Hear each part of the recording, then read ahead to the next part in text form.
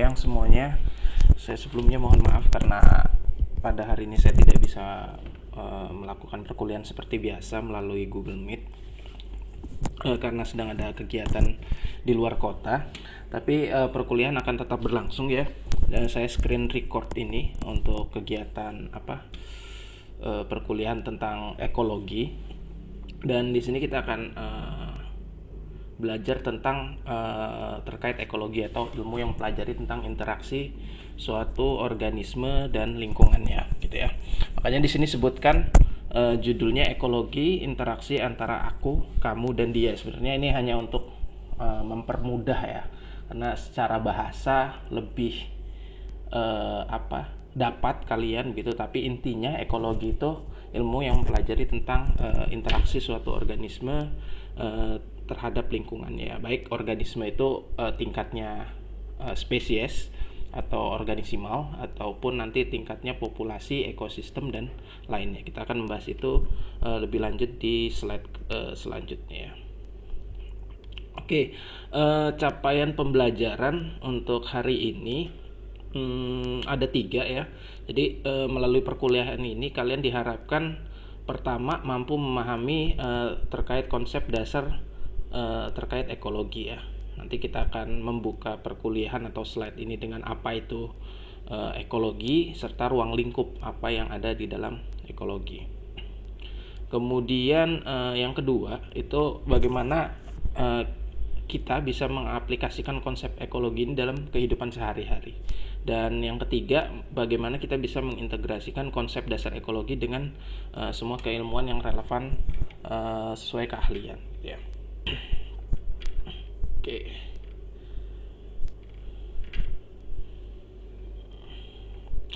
Oke, pertama kita akan mempelajari apa itu ekologi. Kalau dari segi bahasa, ekologi itu berasal dari bahasa Yunani ya.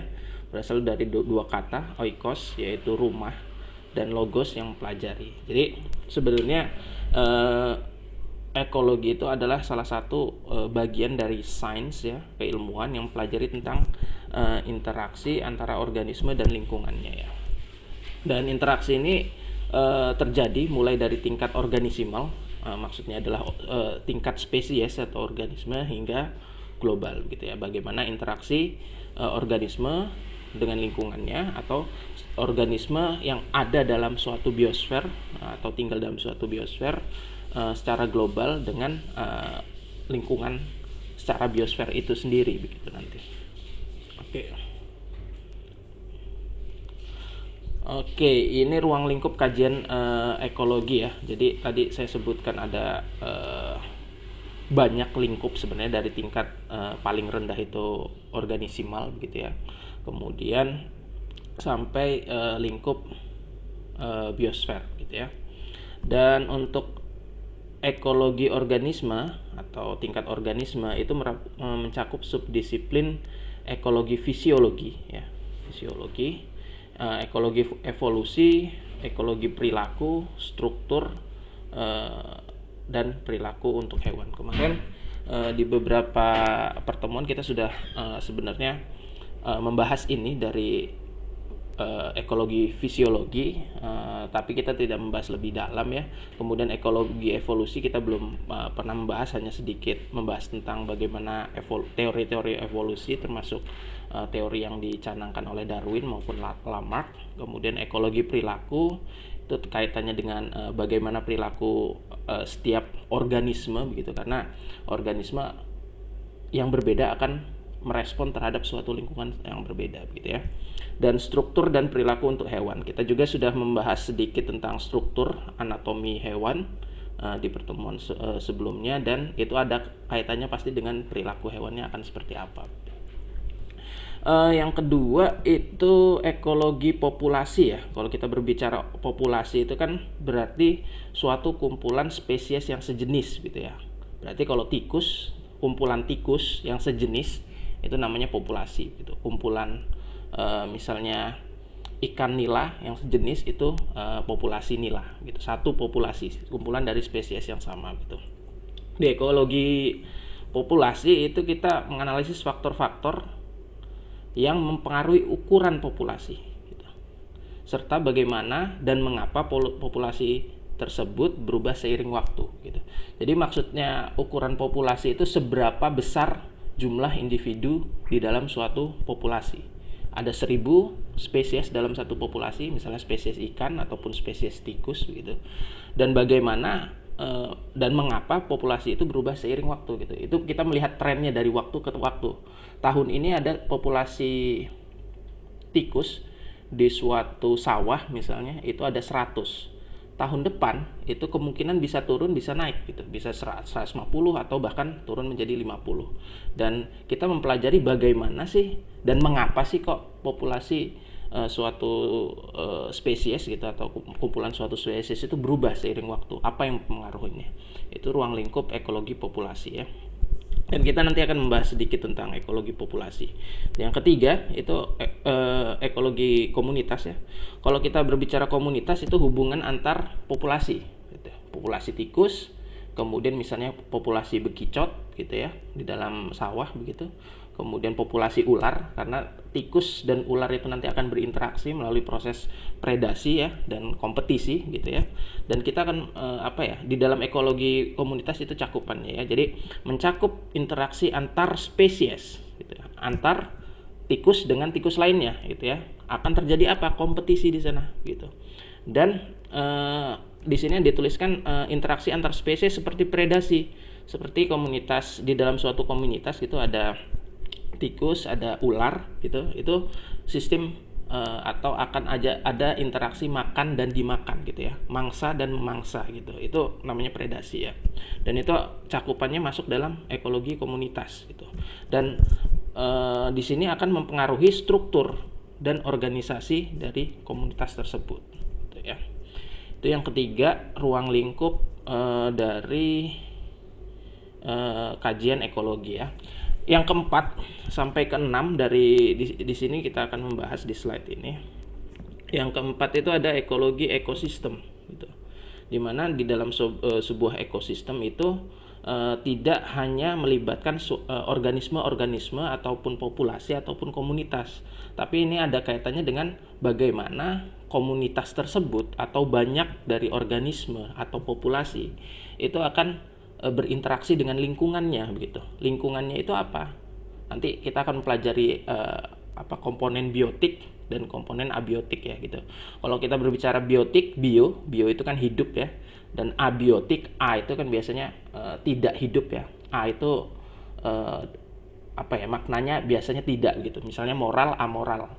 Amoral tidak bermoral, gitu. Kalau di sini biotik, abiotik berarti hidup dan tidak hidup. Yang tidak hidup itu apa? Batuan, gitu, tanah, air, salinitas, pH, curah hujan. Karena apa?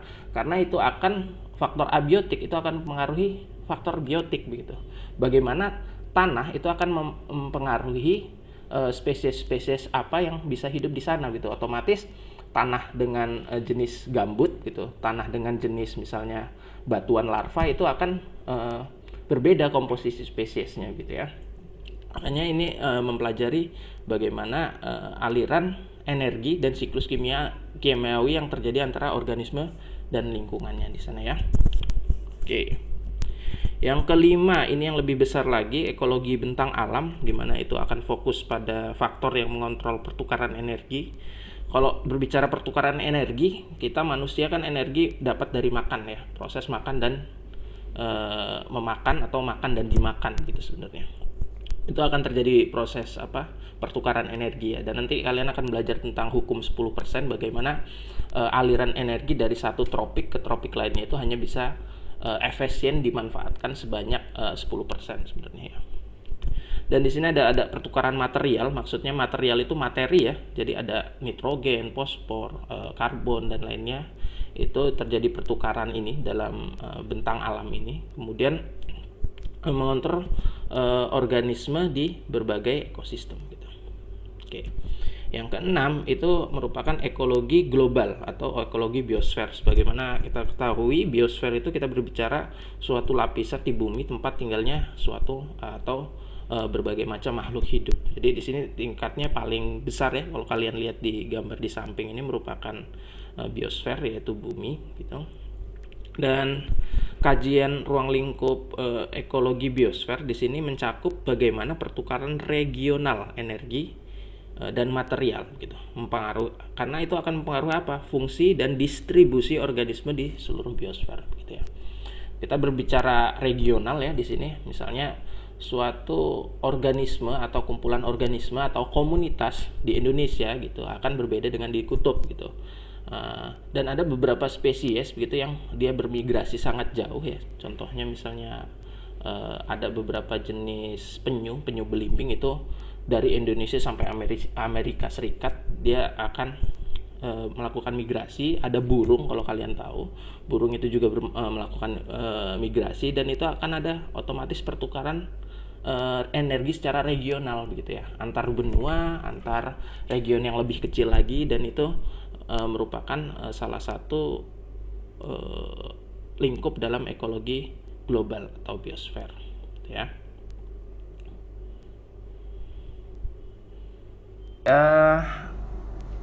Di slide ini kita akan mempelajari apa itu komponen ekologi apa saja dan komponen biosfer gitu, dan ini sudah saya jelaskan ya di slide sebelumnya.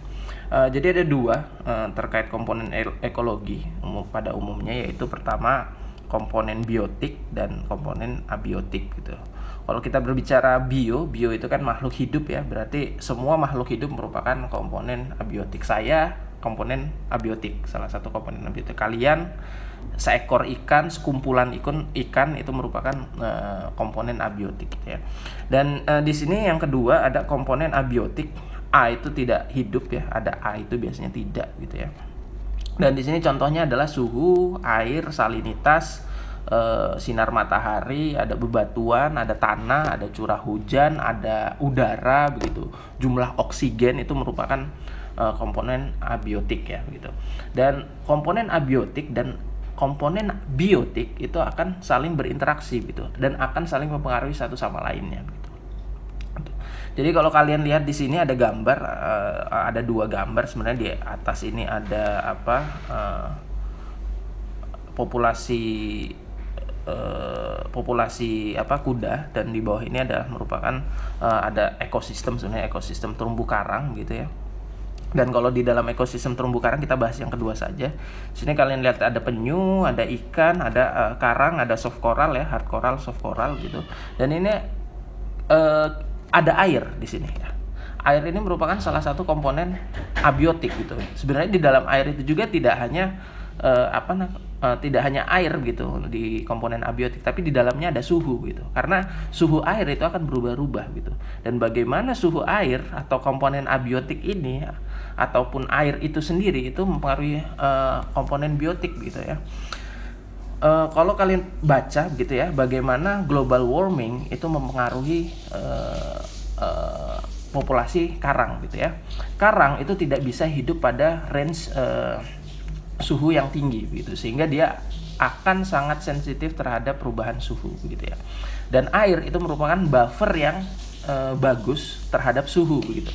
Tapi ketika dari waktu ke waktu suhu air itu terus meningkat gitu, si karang ini tentu saja tidak akan bertahan hidup, dan mereka akan mengalami namanya bleaching atau pemutihan karang. Bagaimana polip-polip itu tidak akan hidup lagi di dalam struktur kalsium karbonatnya begitu, dan ini akan mempengaruhi ya akan mati begitu karang.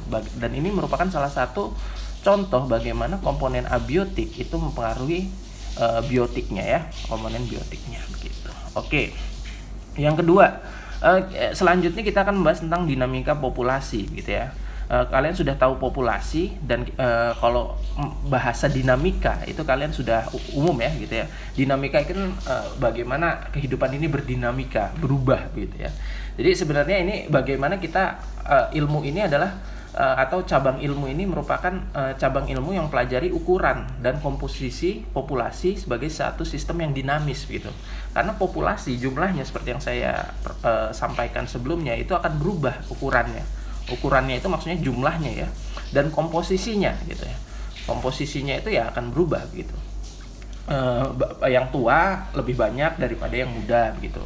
Yang remaja misalnya akan lebih sedikit gitu di satu waktu. Nanti yang remaja ini akan menjadi tua gitu, dan itu komposisinya akan berubah gitu ya.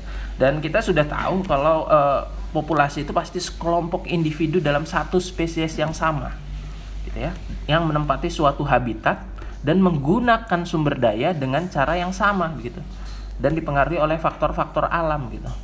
Kalau menggunakan sumber daya yang berbeda gitu, itu bukan satu populasi. Karena apa? Misalnya populasi tikus gitu ya di sawah dan di got akan menggunakan sumber daya yang berbeda begitu, dan itu tempatnya berbeda begitu. Jadi itu tidak bisa disebut populasi gitu ya. Dan untuk mengetahui bagaimana dinamika populasi, maka perlu diketahui kepadatan atau namanya densitas suatu populasi gitu ya, di mana kepadatan itu akan berubah menurut waktu, dan inilah yang dinamakan dinamika populasi. Itu ya, kita berbicara kepadatan atau densitas ya. Sini kepadatan atau densitas merupakan jumlah individu suatu spesies per satuan luas atau volume ya. Kalau kita berbicara ikan, kita bisa berbicara volume. Jadi volume danaunya itu berapa, atau bisa berbicara juga luas gitu ya. Luas danaunya berapa begitu. Kalau misalnya hewan terestrial, hewan yang di darat, misalnya populasi gajah dalam 30 hektar hutan gitu ya, itu merupakan kepadatan ya. Dan mengukurnya bagaimana? Mengukurnya ada beberapa cara ya, tidak hanya 3 ini sebenarnya, bisa menghitung langsung gitu ya. Ada teknik sampling atau petak contoh, ini hanya untuk sampling gitu, dan indikator tidak langsung, feses, sarang, jejak. Ini kan biasanya untuk populasi suatu organisme yang sulit dicari misalnya ya. Misalnya harimau Sumatera sudah jarang ya, sudah hampir punah begitu. Biasanya kita bisa melihat dari jejaknya gitu ya, indikator tidak langsungnya, atau fesesnya gitu ya. Atau misalnya beberapa jenis burung yang sudah hampir punah juga gitu, kita bisa melihat dari karakteristik sarangnya, berapa populasi yang ada di suatu daerah gitu ya. Dan ketika kita berbicara populasi, pasti ada faktor-faktor yang mempengaruhi ukuran atau jumlah spesies dalam suatu populasi tersebut gitu. Apa gitu? Yang pertama otomatis kelahiran dan imigrasi itu akan mempengaruhi jumlah populasi. Populasinya akan bertambah, pasti bertambah begitu. Ada anak lahir di satu populasi manusia gitu, itu menambah ukuran populasi. Ada orang pindah di sekitar lingkungan RT kalian dari Jawa misalnya ke Lampung gitu, itu akan mempengaruhi jumlah populasi. Dan yang mengurangi itu ada kematian dan ada emigrasi. Jadi ini yang mempengaruhi ukuran populasi gitu ya. Jadi ini ada kaitannya juga nih, kematian ini pasti nanti ada kaitannya dengan kompetisi predasi, termasuk imigrasi dan emigrasi, itu akan ada faktor-faktornya juga ya.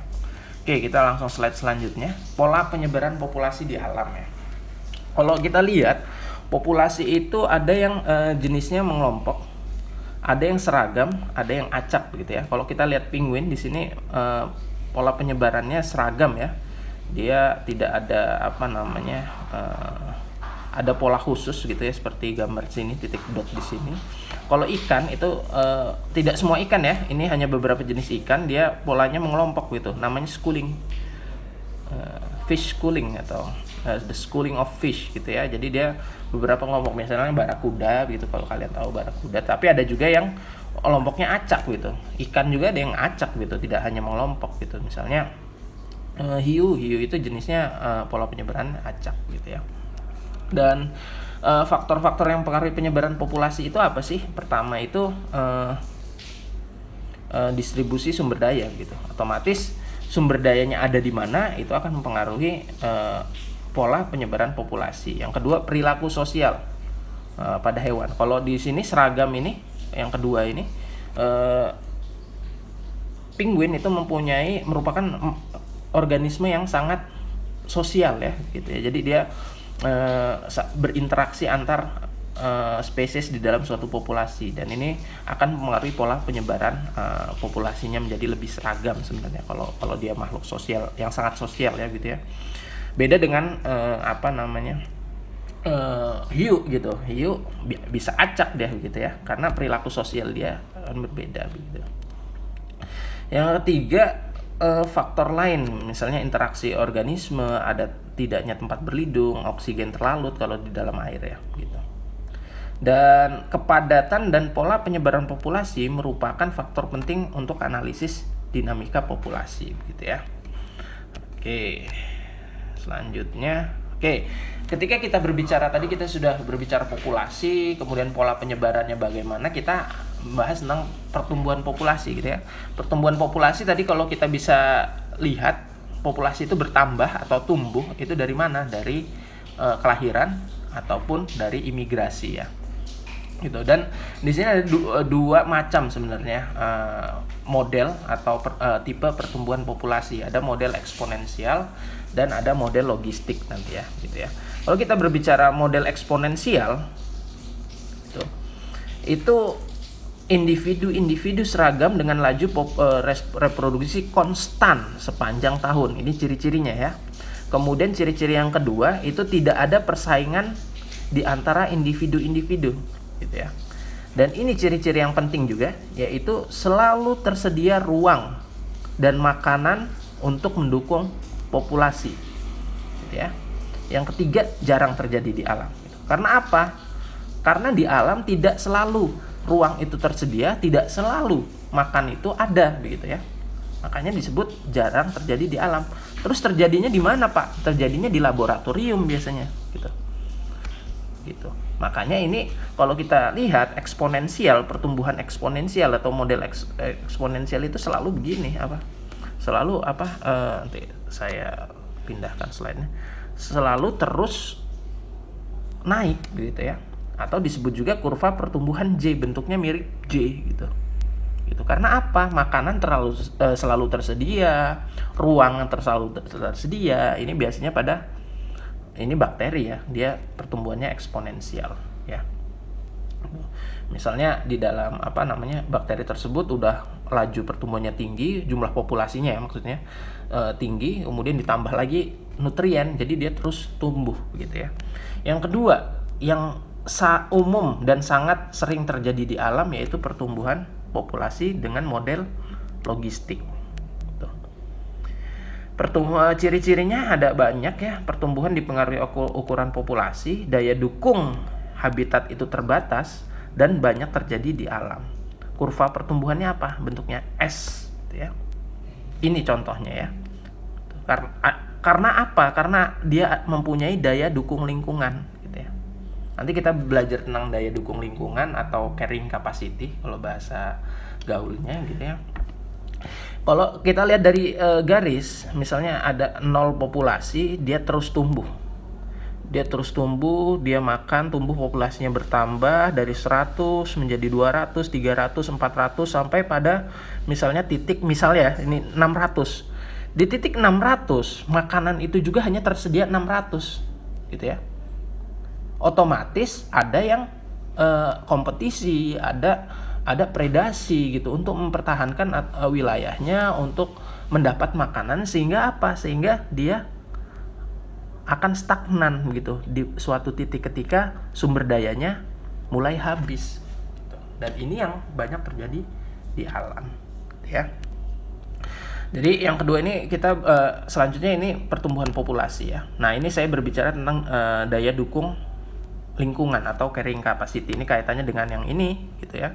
Ini ada, kalau kalian perhatikan, ini ada tulisan daya dukung lingkungan gitu. Oke, kita lihat selanjutnya. Daya dukung lingkungan merupakan jumlah individu suatu populasi yang dapat didukung oleh habitat gitu ya. Kenapa ada tulisan dapat didukung begitu? Karena suatu habitat, suatu wilayah itu mempunyai sumber daya yang terbatas sehingga tidak bisa mendukung semua organisme yang hidup di situ begitu. Sehingga di suatu titik nanti ukuran populasi itu pasti akan stagnan gitu. Atau misalnya ada disease gitu atau breakout disease gitu, itu akan menurun gitu ya. Gitu. Kalau kalian lihat di sini di sini ada beberapa faktor yang mempengaruhi daya dukung dan menyebabkan populasi itu berkurang, misalnya starvation atau kelaparan. Karena apa? Karena sumber daya untuk makan habis gitu. Sehingga makhluk hidup jika terlalu banyak itu akan kelaparan dan akhirnya apa? Mati gitu. Yang kedua, disease atau parasit. Ada juga accident, ada juga pengaruh iklim gitu ya. Ketika misalnya iklimnya sangat jelek gitu ya, pasti ukuran populasi dalam suatu jumlah individu dalam suatu populasi itu akan berkurang. Karena apa? Dia bisa saja bermigrasi, akan pindah gitu. Kemudian ada proses makan dan dimakan dan lainnya. Ini hal-hal yang mempengaruhi ukuran suatu populasi ya, gitu. Karena ada daya dukungnya gitu ya. Dan yang tadi saya bahas itu merupakan disebut faktor pembatas sebenarnya. Sebentar. Faktor pembatas. Apa saja sih faktor-faktor yang mempengaruhi atau membatasi pertumbuhan populasi begitu? Itu disebut faktor pembatas.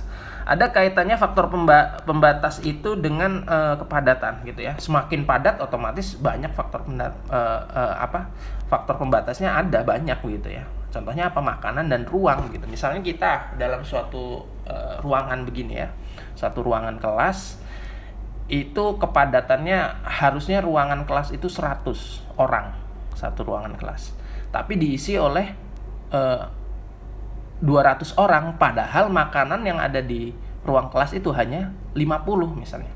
Otomatis ada kompetisi terhadap makanan tersebut, terhadap sumber daya tersebut, dan lama-kelamaan ukuran populasi itu akan semakin menurun. Karena apa? Pasti ada starvation itu kelaparan gitu ya di dalam populasi tersebut. Karena ada apa? Karena ada predation gitu ya, predasi gitu ya, antar misalnya suatu spesies dalam suatu populasi untuk mendapatkan makanan dan ruang gitu ya.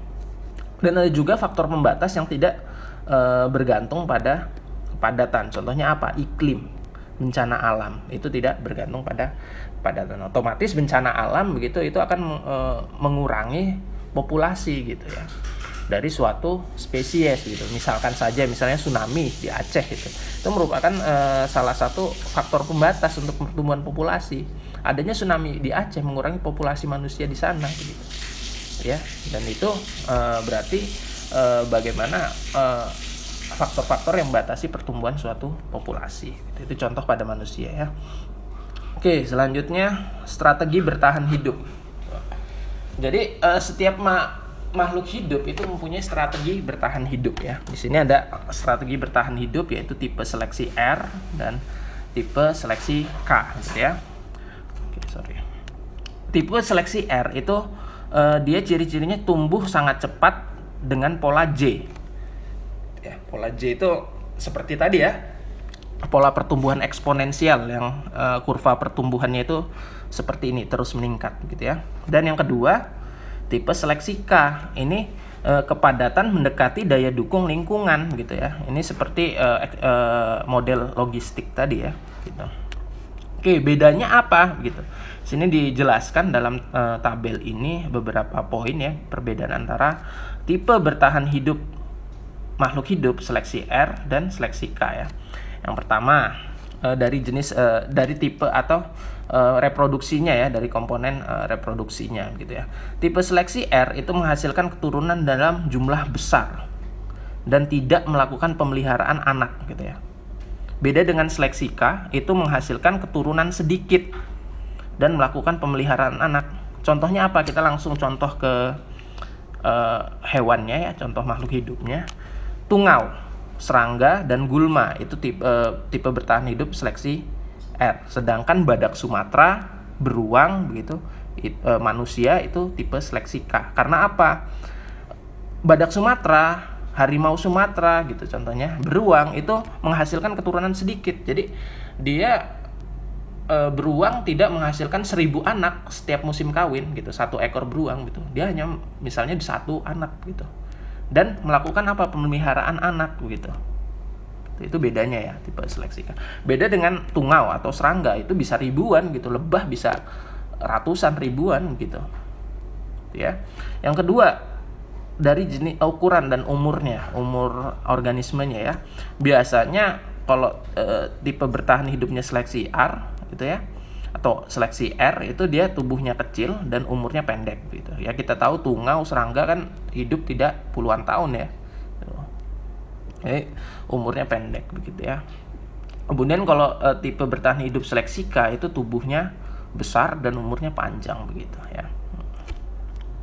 Oke, kita sudah membahas tentang pola pertumbuhan, kemudian dinamika populasi, kemudian sudah membahas tentang carrying capacity, model-model pertumbuhan, kemudian strategi bertahan hidup makhluk hidup. Selanjutnya kita akan membahas tentang komunitas. Tadi kita masuk populasi ya sebenarnya, cakupan populasi. Ini kita berbicara komunitas ya.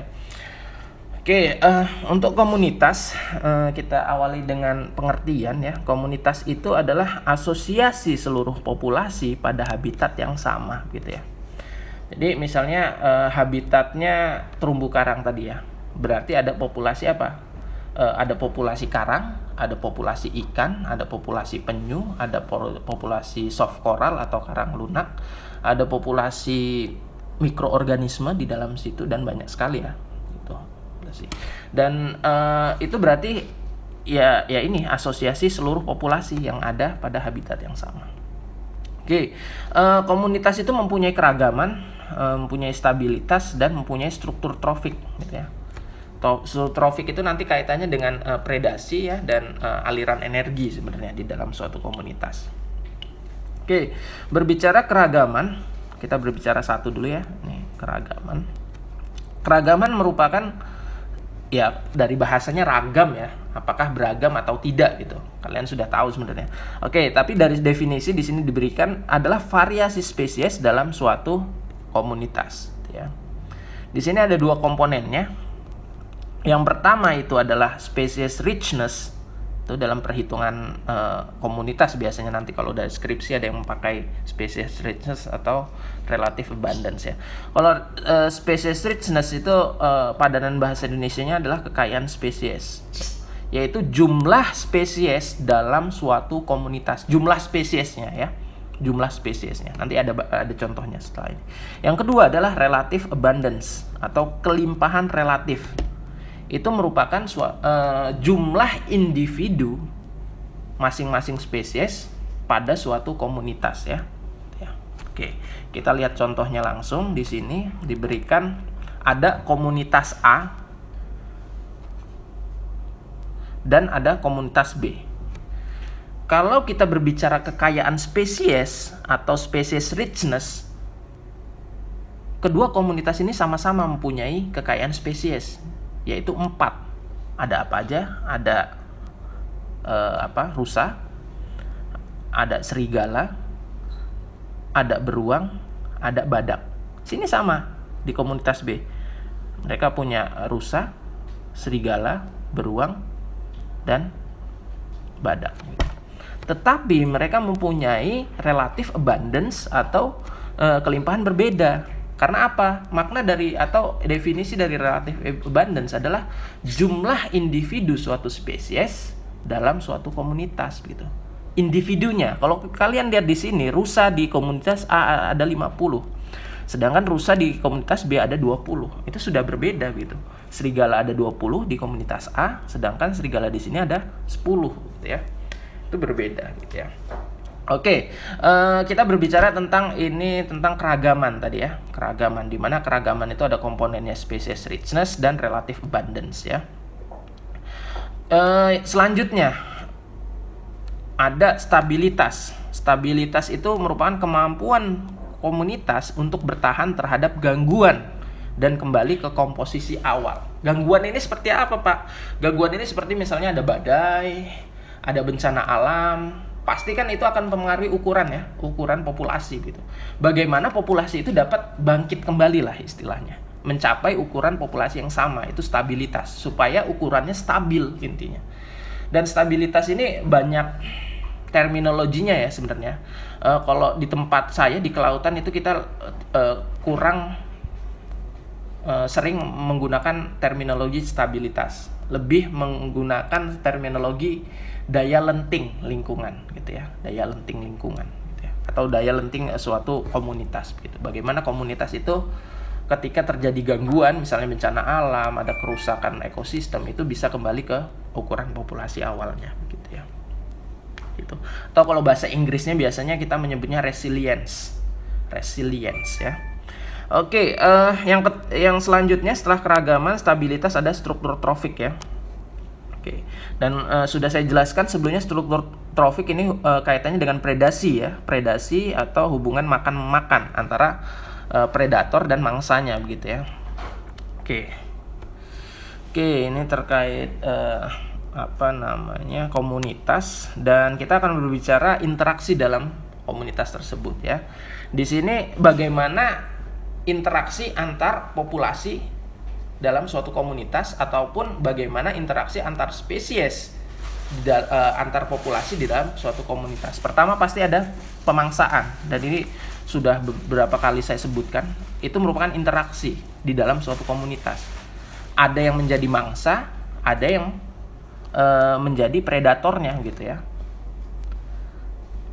Kalau kita berbicara mangsa, itu berarti prey bahasa Inggrisnya. Kalau predator itu yang memangsa atau pemangsa. Dan kaitannya nanti kalau predator, dia akan perilakunya terkait berburu, dan kalau perilaku mangsa itu teknik untuk menghindari predasi gitu ya.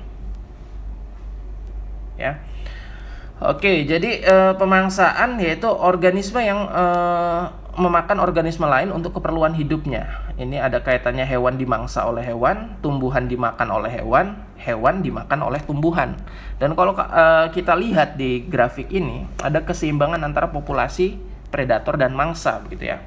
Dan ini akan mempengaruhi kestabilan suatu populasi di dalam suatu komunitas gitu. Ketika jumlah ini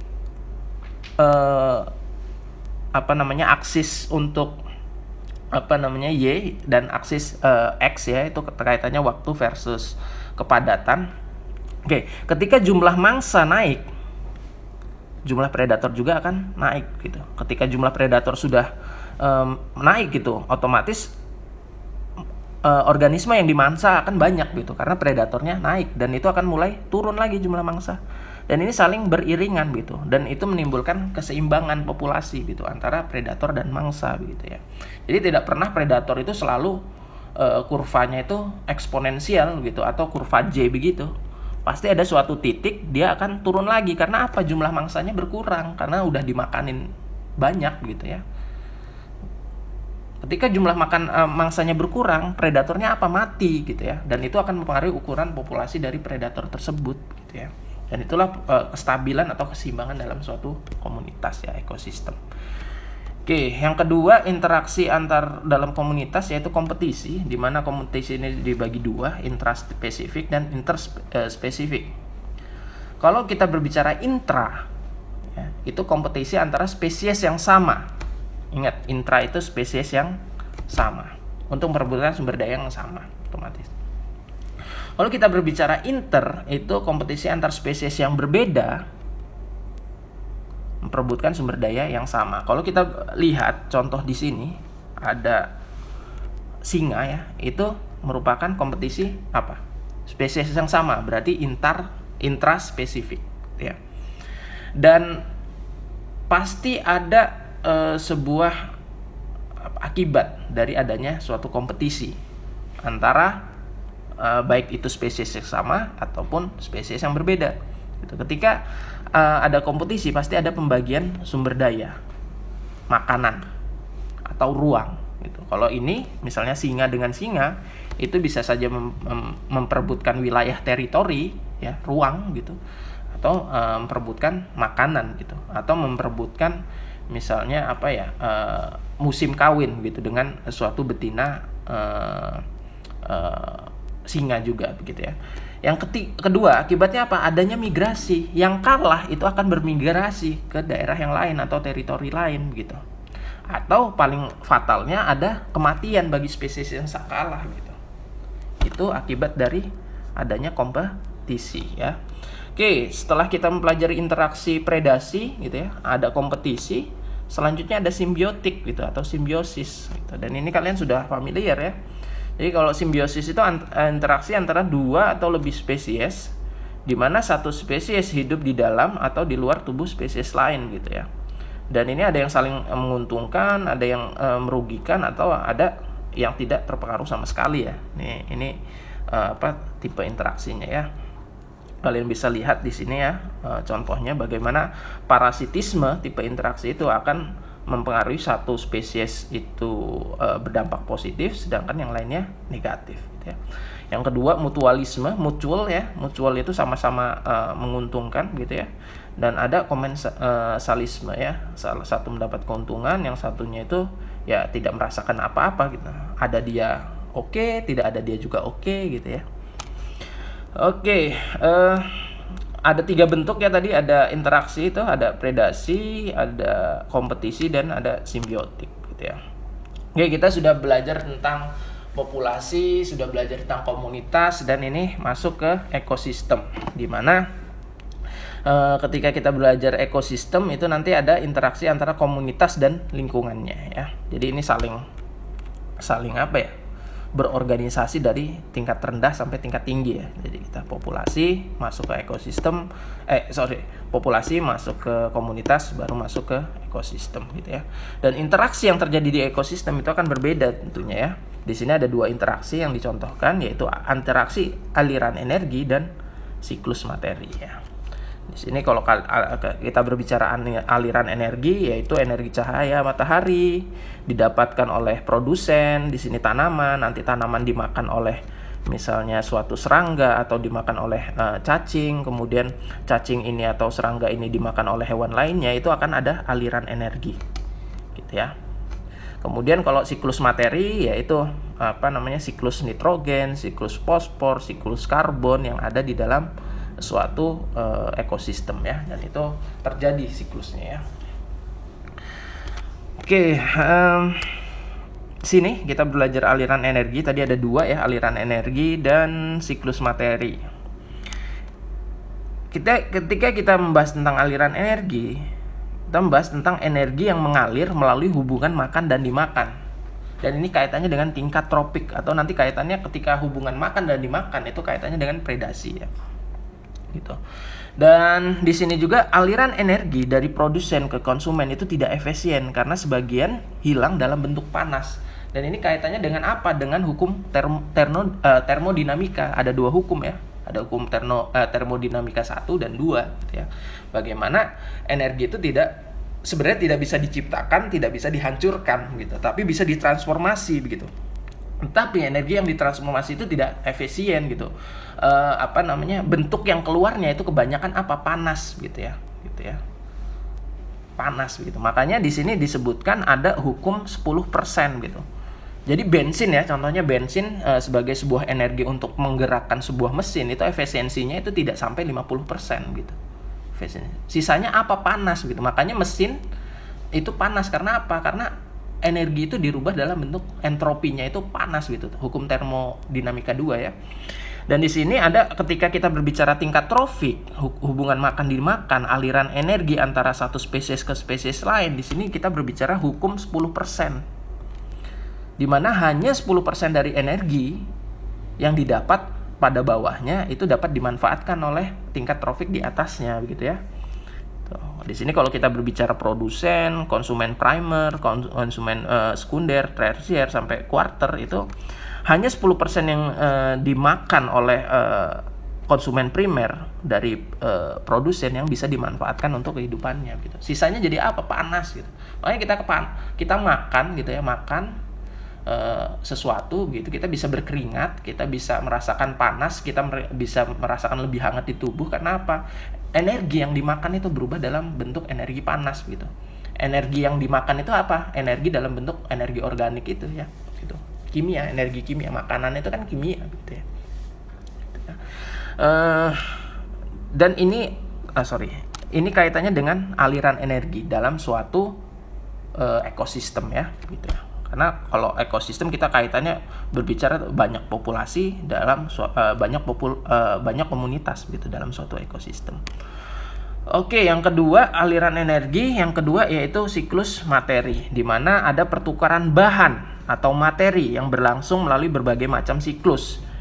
Kita tidak akan membahas detail satu persatu karena ini hanya bahasa biologi dasar 2 SKS ya. Kalau kalian 3 SKS kemungkinan kita akan membahas satu persatu. Di sini ada siklus nitrogen, ada siklus karbon, ada siklus fosfor dan siklus air ya. Gitu. Oke.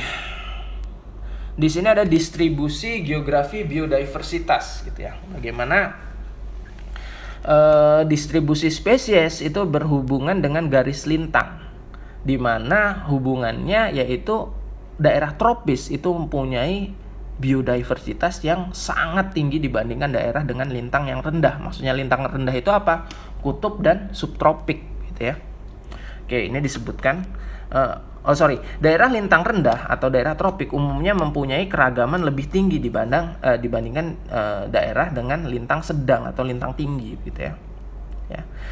Dan di sini disebutkan adalah biodiversity hotspot atau daerah yang memiliki keragaman hayati tinggi gitu ya.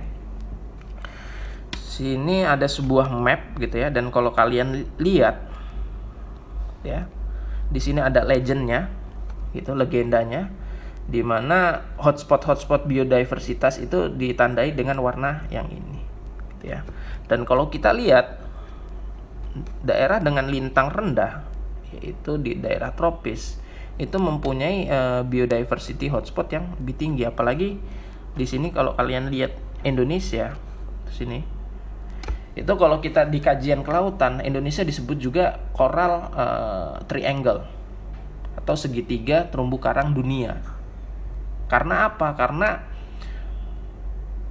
hampir 90% karang yang ada di dunia itu ada di Indonesia, termasuk jenis spesies ikan. Itu banyak sekali ditemukan di Indonesia begitu. Tidak sediverse atau tidak seberagam di daerah dengan lintang yang tinggi ya, gitu ya. Oke, ketika saya telah banyak menyelam di perairan Indonesia, dan saya juga beberapa kali menyelam, tidak sering ya, di daerah Tasmania di Australia. Itu beda sekali itunya, keberagaman spesies di dalam suatu daerah gitu. Di Indonesia itu sangat indah ya kalau kita lihat terumbu karangnya dibandingkan di daerah sini, lintang yang tinggi. Oke, selanjutnya ini krisis biodiversitas gitu ya. Krisis, kalau kita berbicara krisis, misalnya krisis ekonomi ya berarti ada ya masalah begitu ya, ada bermasalah gitu terhadap suatu ekonomi begitu. Ketika kita berbicara krisis biodiversitas itu ada masalah berarti terhadap apa? Terhadap biodiversitas yang kita jelaskan sebelumnya begitu ya. Di sini ada kaitannya dengan berkurangnya keragaman hayati secara cepat di permukaan bumi. Gitu ya. Ada yang punah maksudnya gitu ya. Penyebabnya apa? Penyebabnya karena biasanya ada alih fungsi lahan gitu ya. Sehingga organisme itu harus pindah, harus melakukan imigrasi ke tempat yang berbeda dan perlu adaptasi yang baru, dan belum tentu dia diterima di lingkungan barunya begitu ya. Alih fungsi lahan banyak terjadi di Indonesia ya, di Sumatera, di Kalimantan. Bagaimana lahan-lahan hutan itu dirubah menjadi kelapa sawit gitu. Bagaimana orang utan itu yang merupakan pemilik habitat asli di hutan itu harus berpindah gitu.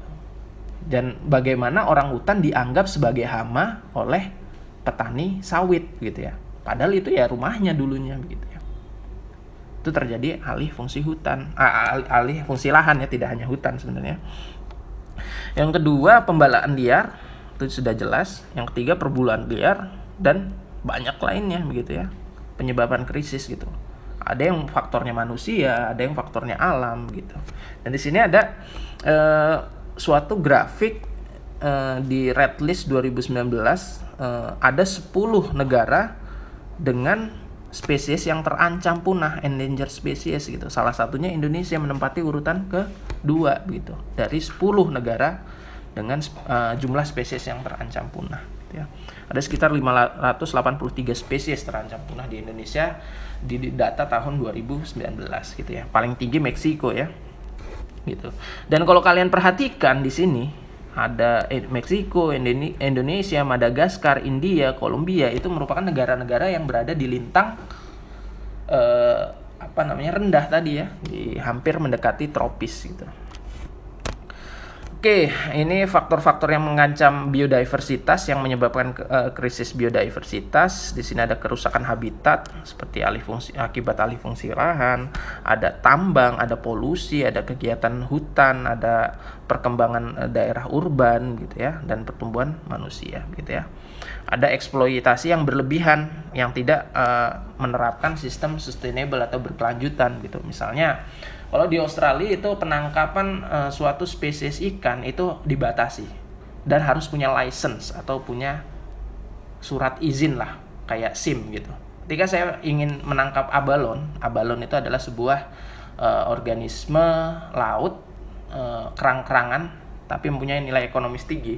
Saya membeli license untuk menangkap abalon di Australia. Kalau di Indonesia kan nggak ada, kita nangkep semau jidat kita. Kalau banyak ya kita dapat banyak gitu. Kalau di sana dibatasi gitu ya. Setiap orang yang memegang license seharinya harus ada maksimal menangkap 10 ekor gitu ya.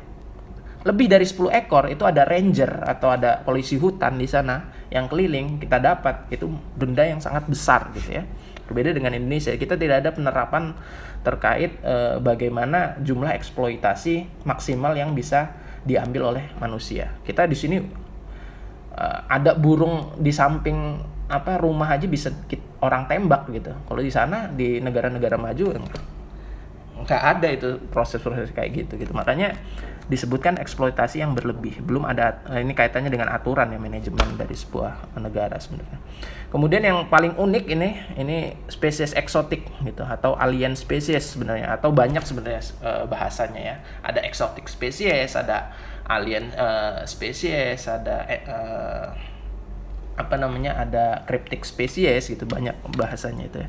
Ini merupakan spesies asing yang masuk dalam regional secara sengaja maupun tidak sengaja, regional tertentu, dan itu menekan spesies lokal atau spesies endemik gitu. Contohnya apa di sini? Contohnya ada ikan lionfish, ada ikan lionfish di sini. Jadi di perairan mana ya? Pasifik gitu ya. Di Pasifik dia tidak ada tadinya lionfish ini. Dan ini diambil dari luar negaranya, kemudian dipelihara dalam akuarium dan lepas ke perairan. Dan akhirnya menjadi spesies alien atau spesies eksotik yang dia mampu menekan spesies lokal. Maksudnya menekan bagaimana, Pak? Dia memakan populasi dari spesies larva-larva ikan yang ada di dalam perairan tersebut, hingga spesies endemik itu populasinya menurun gitu, keberagamannya menurun. Ini bahayanya spesies eksotik ya gitu. Termasuk ini, kalau kalian tahu Arapaima gigas itu kan bukan endemik Indonesia ya, itu diambil dari Brazil gitu. Termasuk ikan aligator gitu ya. Ada beberapa kasus ikan aligator atau Arapaima gigas itu dilepaskan di sebuah waduk gitu atau sebuah sungai, dan dia tumbuh menjadi sangat besar. Karena apa? Karena dia memakan ikan-ikan lokal yang ada di danau tersebut. Karena dia memakan ikan-ikan lokal yang ada di sungai tersebut, sehingga keberagaman ikan atau diversitas ikan di dalam sungai maupun danau tersebut berkurang gitu. Dan ini berbahaya bagi komunitas begitu di suatu regional begitu ya. Makanya disebut alien spesies yang berasal dari dunia lain gitu ya, atau exotic species. Ini kalau kita berbicara alien species atau exotic species, dulu ketika saya melakukan S2 ini 3 SKS sendiri gitu ya. Banyak sekali kasusnya terkait spesies eksotik gitu ya. Oke, ini contohnya juga ini exotic species di US ya. Ada Asian carp gitu ya. Asian carp. Carp itu sejenis ikan mas ya. Cuman ikan mas yang berasal dari Asia. tapi ada di US gitu ya. Dan itu menjadi permasalahan bagi spesies lokal di Amerika Serikat gitu ya. Oke, kita berbicara tentang konservasi saat ini ya. Konservasi spesies, tentu saja konservasi itu bertujuan untuk memelihara keanekaragaman hayati. Perlu ada upaya konservasi supaya spesies-spesies yang ada itu tetap terjaga ukuran populasinya gitu, tidak berkurang gitu ya. Terutama spesies-spesies yang dalam kategori endangered species atau terancam punah gitu ya. Oke, sini hanya menjelaskan beberapa faktor sebenarnya terkait biodiversitas. Juga ada habitat terfragmentasi. Habitat terfragmentasi itu maksudnya terfragmen-fragmen. Kalau fragmen itu kan berarti pecahan-pecahan yang itu berbeda ya. Misalnya di sini kalau ada gambarnya, ada suatu hutan, kemudian ada pembalakan liar di sini ya, di area sini. Ini kalian lihat yang saya lingkari. Tadinya hewan yang ada di sini itu bisa berinteraksi dengan hewan yang ada di sini. Tetapi ketika terjadi pembalakan ini, dia menjadi terfragmentasi. Sehingga yang organisme di sini atau populasi di sini dia tidak akan bisa berinteraksi, misalnya kawin, misalnya predasi atau makan-makan ataupun saling simbiotik tidak bisa gitu, karena ada fragmentasi di sini. Ini namanya habitat terfragmentasi gitu ya. Dan adanya fragmentasi habitat itu menyebabkan apa? Menurunnya keragaman. Nanti kalau kalian belajar tentang DNA itu kaitannya dengan aliran DNA yang di situ-situ saja, dan itu tidak baik gitu ya. Nanti ada kaitannya dengan bahasa inbreeding gitu. Kawin dengan sesama saudaranya, family gitu, dan itu akan menurunkan kualitas DNA gitu ya. Tapi kita tidak berbicara itu ya hari ini gitu ya. Oke, di sini fragmentasi menurunnya keragaman hayati berkaitan dengan sumber pakan pasti akan menurun, berbeda dengan ketika habitat itu tidak terfragmentasi, jumlah populasi juga akan menurun, dan aliran DNA juga akan menurun ya. Oke, prioritas konservasi spesies ini banyak sekali ya sebenarnya, tidak hanya 3 ini yang disebutkan di sini. Ini hanya contoh saja. Ada namanya lanskap ekosistem atau hutan basah, lahan basah gitu, dipelajari dalam ekologi lanskap. Kemudian habitat terfragmentasi atau terisolasi. Kemudian ada namanya daerah tepi atau koridor, berperan dalam pemeliharaan keanekaragaman hayati. Jadi di sini ada contoh habitat hutan ini terfragmentasi. Karena apa? Karena ada pembangunan jalan di sini. Tetapi di negara ini, saya tidak tahu ini negara mana, dia melakukan suatu upaya daerah tepi atau daerah koridor untuk menghubungkan populasi yang ada di hutan kiri dengan populasi yang ada di hutan kanan, sehingga masih bisa berinteraksi. Dan ini upaya konservasi juga ya, contoh salah satunya gitu. Oke, ini manusia dan biodiversitas. Di sini disebutkan degradasi lingkungan berpengaruh terhadap keanekaragaman hayati termasuk manusia, gitu ya. Dan manusia bergantung pada keanekaragaman ekosistem, gitu. Bagaimana banyak dari produk ataupun bahan-bahan yang kita ambil di alam itu sangat berguna ya bagi manusia, begitu. Tuh, dan di sini contohnya ada kina ya, yaitu fungsinya sebagai obat malaria. Jangan sampai di masa depan kita tidak bisa menemukan kina lagi gitu. Jangan sampai anak cucu kita tidak bisa menikmati indahnya terumbu karang gitu di masa yang akan datang gitu. Itu upaya-upaya konservasi ya. Dan ini slide terakhir sepertinya, ini terkait pengaruh teknologi dan limbah terhadap lingkungan gitu ya. Dan di sini contoh terkait penggunaan DDT, yaitu digunakan dalam pertanian, bahan kimia dalam pertanian, dan itu menurunkan sumber daya secara cepat. Karena apa? Karena itu akan turun ke air, kemudian ketika air itu akan pasti berinteraksi dengan zooplankton yang ada di sana gitu, DDT itu. Dimana zooplankton itu dimakan oleh ikan kecil, dan DDT itu pasti akan ada di tubuh ikan kecil. Karena apa? Itu kaitannya dengan aliran energi gitu. Itu apa yang dimakan oleh suatu organisme akan diturunkan pada organisme selanjutnya akan ada bahan atau komponen atau materi yang tersimpan di dalam organisme selanjutnya. DDT itu akan terakumulasi lagi nih di dalam ikan, dan ikan itu akan nanti dimakan dan ditangkap manusia gitu. Ikan itu akan dimakan oleh sini burung ya gitu. Dan kalau kita lihat di sini berdasar kajian itu DDT di dalam burung itu sudah mencapai batas 25 ppm yang sangat tinggi gitu dibandingkan di air gitu. Sehingga di sini disebutkan ada akumulasi residu dalam tubuh gitu ya, atau biological magnification gitu ya. Sama kasusnya kalau sekarang kan yang lagi booming kan mikroplastik ya, atau plastik yang dibuang oleh manusia kemudian ada di perairan dalam bentuk mikro atau bahkan nano sekarang ya gitu. Dan itu akan terakumulasi gitu dari zooplankton yang istilahnya menggunakan itu, atau ikan yang memakan itu akan, kita memakan ikan yang terakumulasi mikroplastik itu akan merasakan dampaknya gitu, mungkin dampak dalam jangka waktu yang lama. Oke, mungkin hari ini cukup sekian ya untuk perkuliahan terkait ekologi di mata kuliah biologi ini. Dan sekali lagi saya mohon maaf karena kita tidak bisa melakukan perkuliahan seperti biasa bertatap langsung melalui Google Meet ya, walaupun tidak bertatap langsung di kelas ya, tetapi kan kita biasa melakukan melalui Google Meet. Tapi hari ini mungkin saya hanya merekam sebuah video untuk pembelajaran kalian. Saya harap ini masih bisa menjadikan suatu bahan untuk kalian belajar. Dan kita bertemu lagi untuk minggu depan ya, untuk membahas tentang materi biomimikri, dan itu akan menjadi materi yang akan kalian kerjakan untuk tugas akhir kalian gitu ya. Oke, kalau begitu terima kasih, saya pamit dulu. Wassalamualaikum warahmatullahi wabarakatuh.